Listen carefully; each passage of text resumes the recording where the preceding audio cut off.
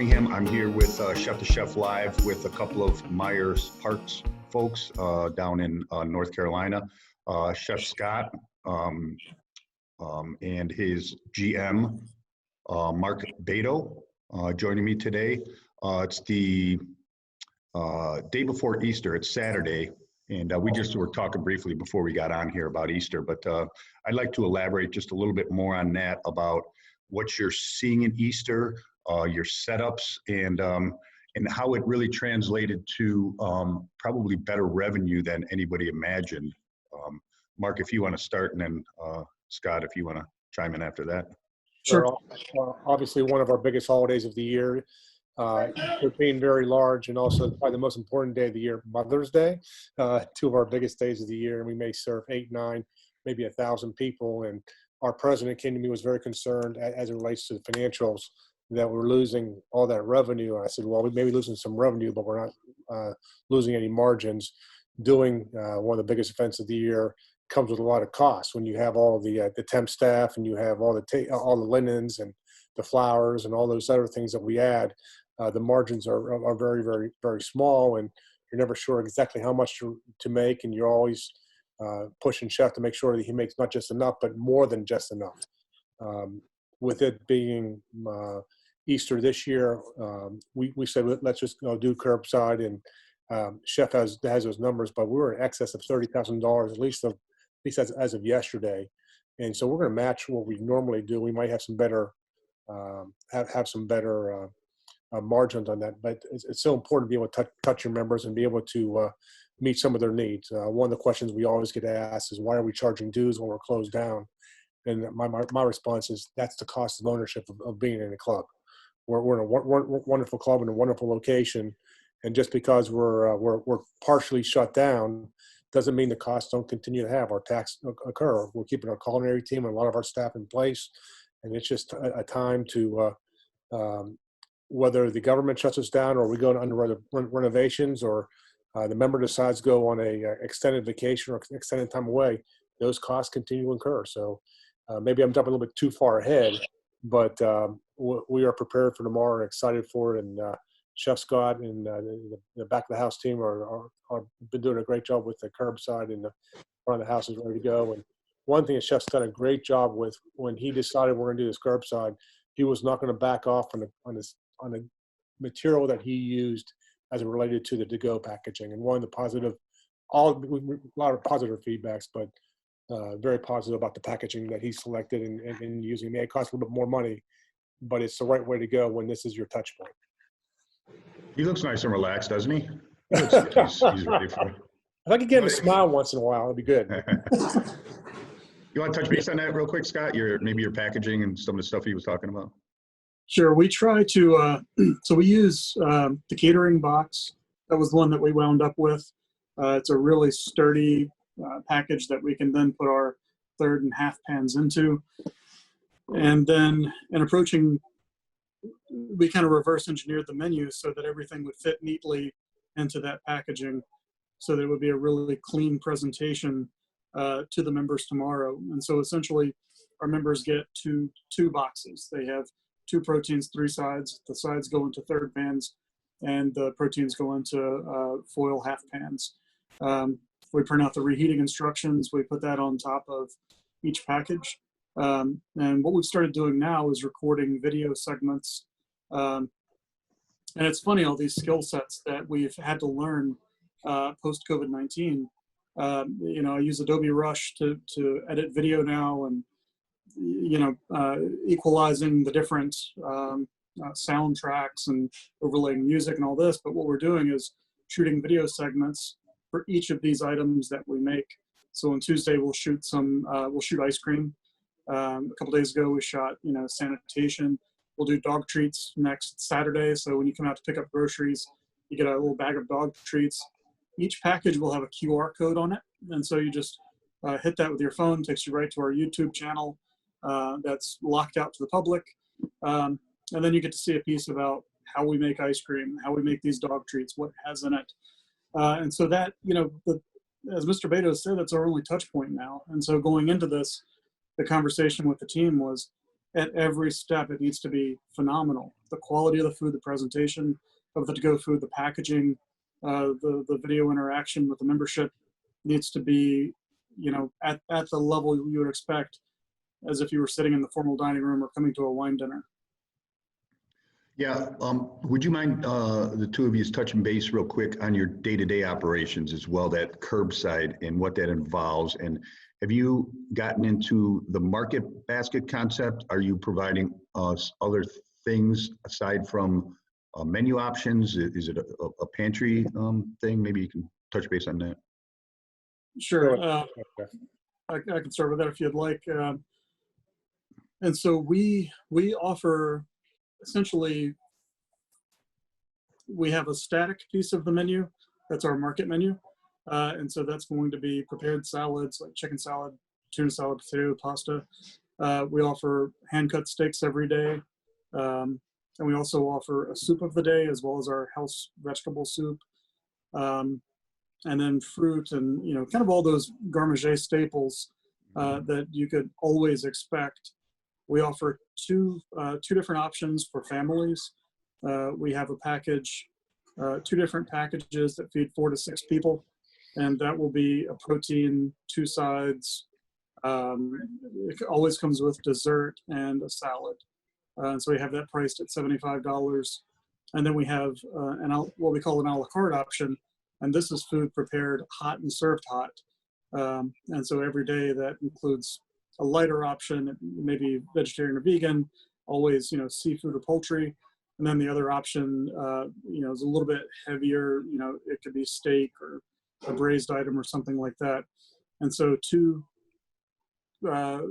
cooked and chilled options for families, 2 hot options.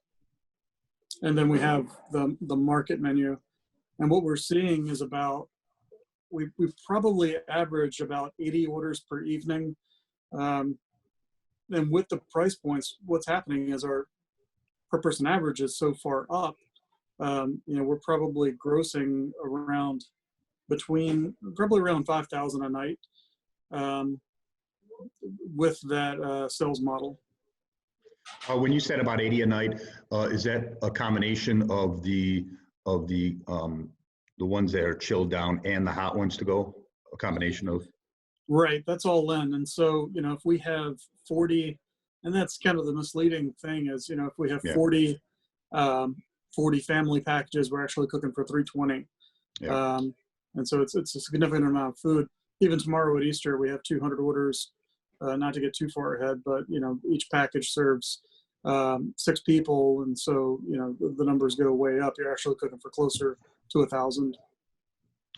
Mark, would you say that your members, do they feel inclined to support the club because of, their members, obviously they're paying dues right now and everything, or is it just because the familiarity with the menu and chef's food and everything?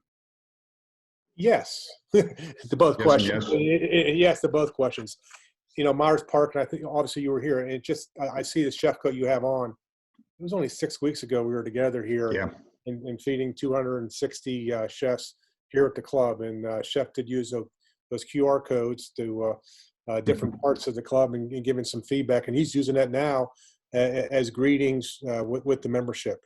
As it goes to why they're using it, first of all, one is because it's their club and a sense of ownership.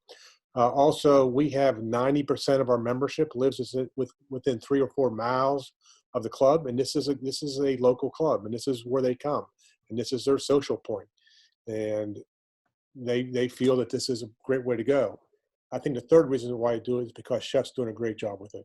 The fact that when they pull up, the food is ready, and we've all gone to curbside places. I've tried to support some of the local restaurants, and it's a waiting game, and sometimes it's right and sometimes it's not. Chef has done such a great job, along with the front of the house, to make it a very friendly experience. They're well organized. As a car pulls up, they're greeted by a member of the staff. They radio ahead to who's there, and so they come up to the curbside where we have it all laid out, and just hand it to them and greet them and make them feel like a big part of it. I can't tell you the goodwill that's been established with our membership, of the gratitude of what Chef's doing, along with the front of the house, and how good they feel about the experience of their club. They're very proud of it. We've had members of other clubs call us and ask us if they could take part in our curbside business. And Chef's being a little modest. Our first curbside was right after the crisis hit, and I think we did about $2,300.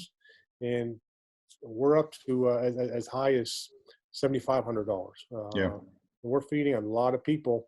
And what also Chef didn't mention is that we may be overproducing a little bit, and I have no problem with that, because what happens is that we're feeding a lot of staff members also, so they get a chance to get some food also. And also what we have left, we're taking the Harvesters, one of the food banks here in Charlotte. We're touching as many people as we can during this crisis, and that's part of our responsibility. Our responsibility is to serve our community of our membership, community of our staff, and also our outer community, and we're trying to be good stewards. So they're doing it because it's their club, they're doing it because it's local, and they're doing it because Chef's doing a great job with it. Cool. Chef, you want to expand on that a little bit? You touched base earlier today about more the community, and obviously Mark touched on it a little bit, but it goes a little deeper than that, doesn't it? Just from, just one recipient, but several. Right. I mean, we, I've been, we all went through 9/11 and all that, and, recessions and all of that. And, the conversation at the very beginning of this, we're fortunate to have an outstanding president and board, and Mr. Bado and his leadership. There's complete buy-in in this. We'll get through this. We've been here for 100 years. We'll be remembered for how we got through it. And we want to be a resource in the community. We want to help the community find some comfort and recover from this as quickly as we can. And so, we're supporting some local friends in the neighborhood, local restaurants. These people are extended family. I mean, our cooks work at these restaurants, or the owners and chefs came from here at some point. And so we have deep ties. And so we're buying gift cards each week. We include them as these kind of golden tickets and the takeout packaging. That's been fun. And then we'll promote those restaurants on our social media. We're also including some of their product and just kind of dispersing it throughout our products. And so, for instance, one of your speakers, Paul Verica, owns the restaurant Stanley. Phenomenal chef. He and his son do such great work. And we're lucky enough to be able to have donuts done by them every Sunday morning. And so Sunday morning, first thing, get up, drive to Stanley, pick up, 40 boxes of donuts. And it's amazing. I mean, to be in their kitchen, to have some conversation with them, what they're going through, load up the truck, bring it right over here, and then give it directly hot to our members and say, hey, this is from Chef Paul at the Stanley, enjoy, and promote them on our social media. Mr. Bado touched on, the kind of intentional overproduction. Our staff members, it's awesome to see some of our maybe most vulnerable staff members walking out with bags of food. Our sous chef is delivering to 2 elderly folks in his neighborhood. And then what's remaining from that, we deliver to the Harvest Center 3 days a week. And then we have a battered women and children's shelter that we're working with 2 days a week. And so they get a significant amount of product. And the membership's been incredible. We pick a doctor's office each week. And, this week we'll take 10 pizzas over to their staff members.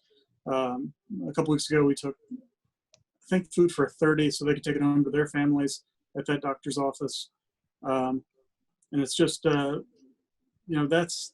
that's it. We're lucky. We're lucky. F&B disappeared a few Saturdays ago. We have the resources, and part of it too is, from probably a more selfish perspective, I want to maintain this culture and this team that we have. And so the more work we can take on, and our team, has complete buy-in in supporting the community, the faster we get out of this, because our team is here, they're working, they're in shape and ready to go. It's not, hey, take a few months off, come back, and let's try to get this thing rebooted.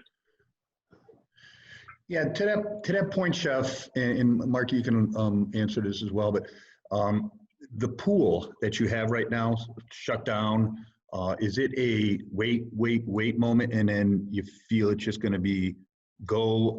The staff that you probably anticipated hiring or already hired and are just waiting right now, is that just a nervous wreck for you guys? Just keeping people on hold, and then all of a sudden you feel like, you know, the floodgates will just open up on you guys? Mr. Bado, do you want to take that? Yeah, I wish I could look at my crystal ball and tell you when we're gonna be full go. And Yeah. here in Charlotte, in North Carolina, we're at stay at home till the end of April. As both Chef and I are in our offices at work, but we feel fortunate to be able to do that. One thing, because of this curbside and because of the production we're doing, our culinary team is really remained intact. And when we get to call and ready to go, we'll be ready to go. Not to a level we do with the most important aspect of our club, the pool, and how we're going to open up that monstrosity. But Chef has interns, the clubhouse has interns, the grounds department and golf shop have interns, are all on hold right now, and they're ready to go. But we're remaining in contact with our interns to let them know they're supposed to start at the beginning of May or sometime middle of May or beginning of June. They're ready to go, and we're ready to house them. And whenever we get the nod to go, we're going to bring them on. And the question is, what's it going to look like when we open up? Our concern is once we open up, we want to make sure that our staff is safe and also our membership safe. And what does that mean as it relates to social distancing and how many people could gather together? And last thing we want to do is be very fortunate and open the place back up and then have to shut back down because it resurfaces itself. So, but I think what's really good for us is the fact that we are really thinking about the future. We're not, Chef mentioned before, next year is our 100th anniversary. We're going to be here in 2020, in 21, in 22. We are going to be here, and we're going to be better than ever. And we got to be constantly thinking about how we're going to handle up the reopening. I think we're positioning ourselves that we're going to be better than ever. And I really believe that we're all going to get through this, and we'll be better for it. And we'll be able to provide some new tools that we never even thought about because mother necessity caused all this invention that we're doing. And we'll be communicating different with our membership, and we'll be ready to go. Our culinary team will be ready to go. We'll get our front of the house staff back and running. What's really good is that I think Chef used the word sharp, and we are trying to stay as sharp as possible because the last thing we want to do is be sitting at home waiting for something to happen. And what Chef has created for the culinary team and for the front of the house is the ability to continue to work and continue to be productive. And it's positioned us so when we do come out, we'll be ready to go. Yeah, Chef, you probably feel fortunate that you are able to do these kinds of things to keep the staff in there, I'm sure. Absolutely. We're fortunate to have the leadership in the club that we do. We had this discussion, I think, on March 9th when we kind of saw the way that things were going. And, I remember distinctly, at the very end of it, we said, okay, this is it. Let's shut down this weekend. It was before the stay in place order. Let's shut down this weekend, deep clean everything, and reopen as a curbside business on Tuesday. And we probably bought about $19,000 in takeout supplies, and just these rooms that usually host parties now host cases of takeout packaging. And so it was quick and decisive. And the question earlier was nervous wreck and stressed and all this, and really there's been none of that. It's really just if-then scenarios. If it's this, then it's this. If it's this, then it's this. And it's just kind of gaming everything out and planning for those eventualities to the best of your ability. And so we've been very fortunate to be proactive, and we've been allowed to be proactive. And because we had that time to plan and spend the time with the sous chefs to discuss their different roles in this new system, it's been wonderful to see the ownership and the new leaders that have stepped up and that have been created because of this. I'm extraordinarily proud of this group. But yeah, we're very thankful to still be here intact as a culinary team. And I'm looking forward to seeing how much better we are because of it. Just in case everybody doesn't know, you did host all the chefs from chef to chef, like Mark said, maybe 5 weeks ago or so.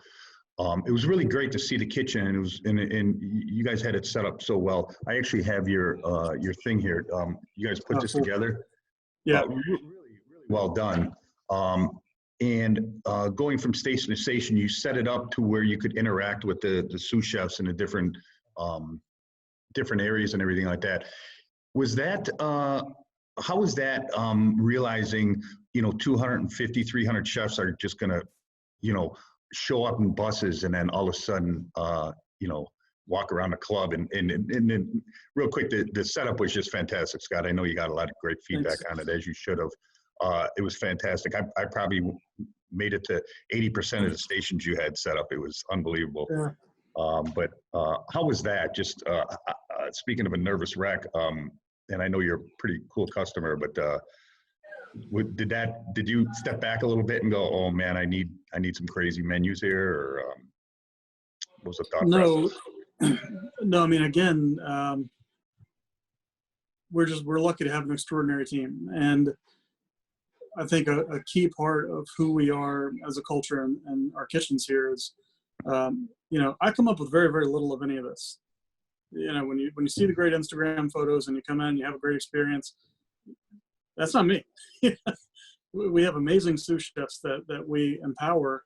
In the very beginning, it was, hey guys, we've got 250 to 350 of our peers coming in, and there's two pieces to it. We want to impress everyone, but the other piece is these are our friends, and if it's us going out, we want to have you want them to have the best night of their life.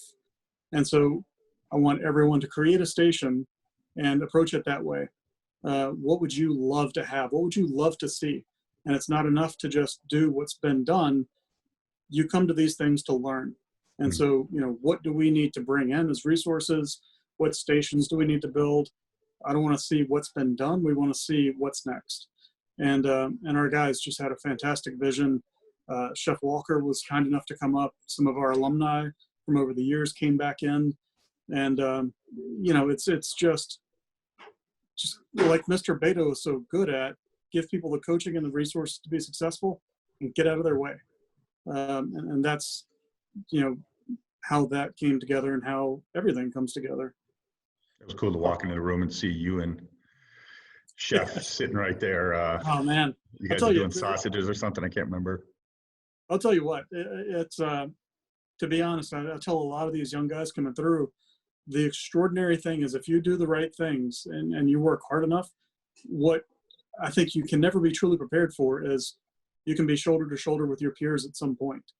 And Chef Walker was a role model of mine for years and still is. But, the program that he built at Cherokee, the program that Chef Timmons built at Greenbrier, all of these guys, titans of our industry, those were role models. And that was the coolest thing ever to get to work with Chef Walker on the station. That was neat. Yeah. And also being the Iron Chef together too. Congratulations on your right. That was killer. Tom, Chef Scott's being a little modest here. We talk about this, this event that we hosted, and up until about 2 weeks before that, he was a little distracted. He was over in Europe competing with the U.S. Olympic team and winning medals in Germany. And he really relied on his executive sous chefs, and they really showed the depth of our talent here at the club that Chef has developed. And they're the ones who really put the time and effort in. Chef gave him some guidance and some guidelines, and they really ran with it. And he was able to get back from Europe, take maybe 12 hours, 24 hours of decompression. They jumped back into it, but his team really had it all in place, and that's great. It was just a great sign of his leadership to see how successful his team put together while he was competing on an international level. And I'm so grateful that he had that experience. I'm so grateful that that his culinary team had the experience to put that together. because the people who are better factors of that is our club, because we have their full attention right now to take care of our membership, and it's just amazing to see what they're doing and the benefits that we're having because of their network and their capabilities. It's just paying huge dividends. I got a call today from South Florida from one of the top recruiters in the country about discussing what Chef Scott's doing here at Myers Park, and wanted to congratulate him on that. So it's we're getting some credit, but it's really Chef's leadership and his staff. Yeah, congrats, Chef, on all that. Did you want to touch base about Team USA for a minute and your experience over there? And Absolutely, yeah.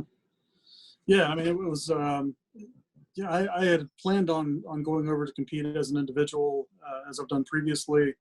And I'd always kind of shied away from the team perspective because of the time commitment. And then I think we're around November, early December, there happened to be an opening. And so I went down for a tryout in December, got on there, and it was just, it was extraordinary.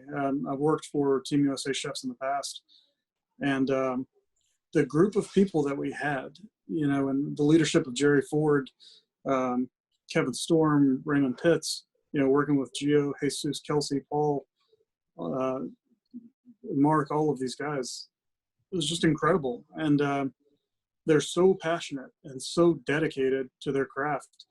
And I learned so much so fast. I mean, it was like whiplash, you know, yeah, just getting up to speed that quickly. But, you know, the process, I think we probably had 5 practices. They came out to the club. We practiced in Germany. We had about 5 practice sessions before the big day.